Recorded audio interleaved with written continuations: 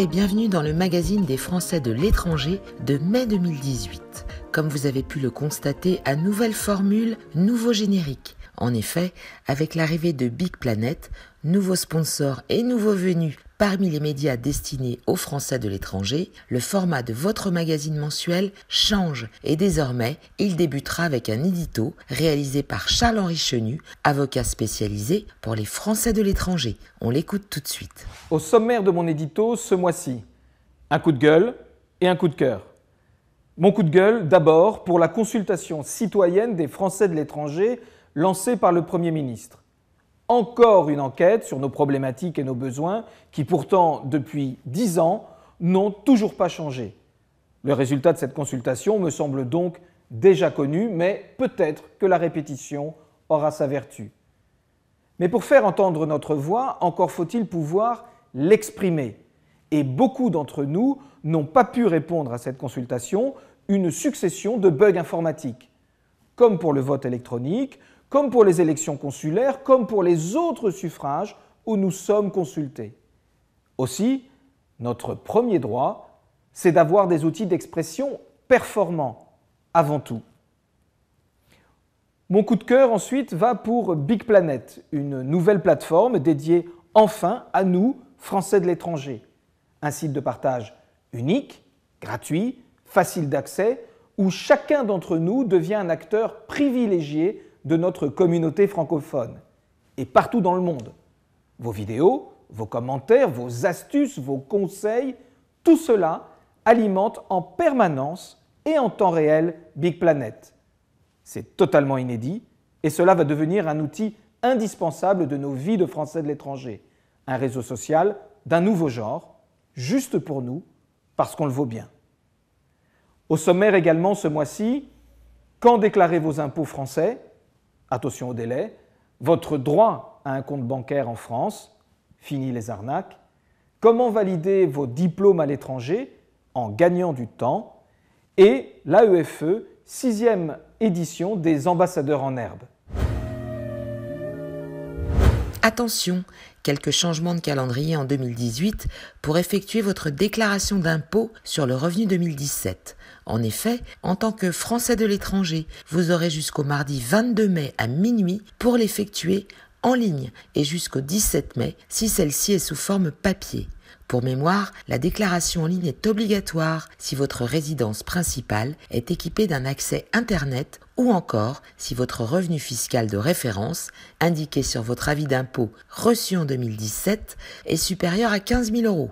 Enfin, rappelons-le, même en tant que résident à l'étranger, vous avez l'obligation de réaliser une déclaration complémentaire auprès de Bercy. Alors sans tarder, rendez-vous sur www.impot.gouv.fr pour en savoir plus et avoir accès aux différents formulaires.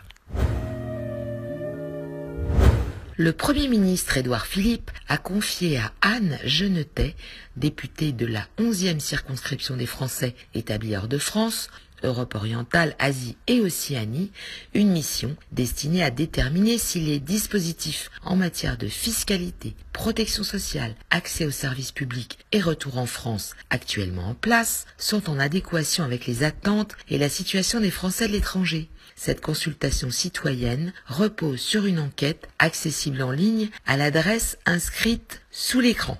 Les conclusions de la mission devront être remises au Premier ministre au plus tard le 1er juin 2018. Vous avez peut-être récemment constaté que votre compte bancaire basé en France vient d'être clôturé, et cela sans aucune raison. Ou encore, vous avez été confronté à un refus d'ouverture de compte. Eh bien, faites valoir vos droits auprès de la Banque de France qui vient de mettre en place une nouvelle procédure en ligne. Pour y accéder, rendez-vous à l'adresse inscrite sous l'écran.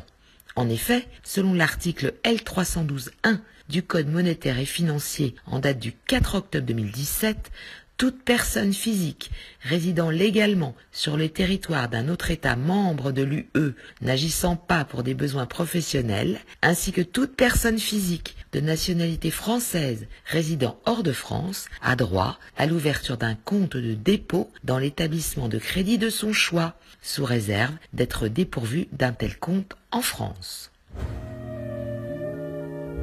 Vous vivez à l'étranger ou encore vous partez y vivre et souhaitez faire valider vos diplômes obtenus sur le sol français. Rien de plus simple, mais encore faut-il savoir comment procéder. Alors rendez-vous sur ciep.fr sur lequel vous aurez accès au réseau ENIC NARIT. Celui-ci a pour objectif de mettre en place des politiques et pratiques communes de reconnaissance des certifications dans l'ensemble des pays membres du réseau. Une occasion à ne pas manquer si vous êtes diplômé et que vous souhaitez rapidement vous intégrer dans votre pays de résidence ou futur pays d'accueil, à condition que celui-ci figure dans la liste composée de pays européens. Pour finir, un sujet qui retrace la 6e édition des Ambassadeurs en herbe qui s'est déroulée le 3 mai à Paris, à la Villette. Coordonnée par l'AEFE, cette opération rassemble des élèves du réseau en provenance du monde entier qui débattent en plusieurs langues des arts dans la cité, en présence de personnalités issues du monde éducatif, culturel et diplomatique.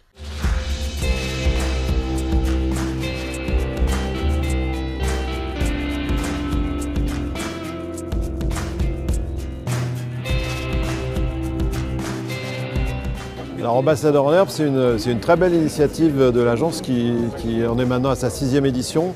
C'est une sorte de concours d'éloquence en fait au départ, mais c'est surtout un débat, c'est un jeu autour des débats, donc qui est organisé d'abord dans chaque établissement, puis après il y a des finales par pays, par région, et puis il y a 50 élèves, donc des ambassadeurs en herbe qui se retrouvent à Paris au mois de mai tous les ans pour se rencontrer, débattre entre eux. Et cette année, le thème, c'est les arts dans la cité. L'année dernière, c'était le sport et l'olympisme. Et donc, c'est une façon pour eux d'apprendre l'art du débat, le fait de discuter, de confronter ses idées, donc ce qui veut dire d'abord de savoir résumer ses idées, de présenter un argument, d'écouter l'autre, de faire des synthèses. Et puis de le faire aussi dans plusieurs langues, parce que ça se passe en français, mais ça se passe aussi en anglais, dans les langues de chaque pays. En fait, je suis parrain pour cette édition des Ambassadeurs en herbe, simplement parce que le thème m'a beaucoup parlé. Quand il s'agit de l'art et de la cité, de l'art qui en fait, participe au fait de devenir citoyen, ça m'a beaucoup intéressé. Je me suis dit que bon, c'est ce que je fais depuis un certain nombre d'années et qu'il était essentiel, intéressant que je redonne un peu de mon expérience.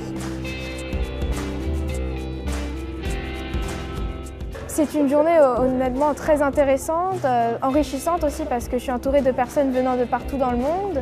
Et même juste l'idée d'Ambassadeurs en herbe, c'est une superbe idée parce que j'ai pu apprendre beaucoup de choses sur l'art et m'entraîner à argumenter et à parler en public. La thématique de la culture, c'est une thématique très importante puisque nous jeunes ne sommes pas vraiment intéressés par la culture aujourd'hui. Et donc cette thématique m'a vraiment appris à découvrir l'art, à découvrir la culture de différents pays et à m'y intéresser. J'ai l'impression que j'ai voyagé parce que par exemple je ne suis jamais allée en Amérique latine, en Asie, dans plusieurs pays et ici j'ai retrouvé des gens qui viennent de tous ces endroits-là, donc je trouve que moi aussi j'ai voyagé. En venant ici, j'ai voyagé dans tout le monde. J'ai trouvé ça très bien organisé, j'ai beaucoup aimé l'expérience. J'ai pu connaître plusieurs personnes des 4 coins du monde. C'est vraiment intéressant, écouter leur histoire, écouter d'où ils viennent, leur culture, leur religion, leurs points de vue différents. Donc j'ai vraiment aimé ça en point culturel et social.